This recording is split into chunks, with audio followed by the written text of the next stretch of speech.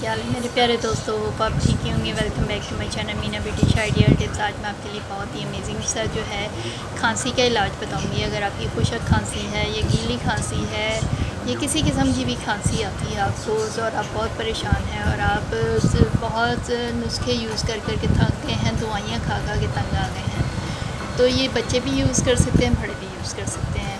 इसके कोई side effect नहीं होते। इंशाल्लाह आपको यानी 2 हफ्तों में ये इंशाल्लाह आराम आ जाएगा। अगर आप ये रेगुलर जो है नाश्ते के बाद अगर खाते हैं, ठीक है।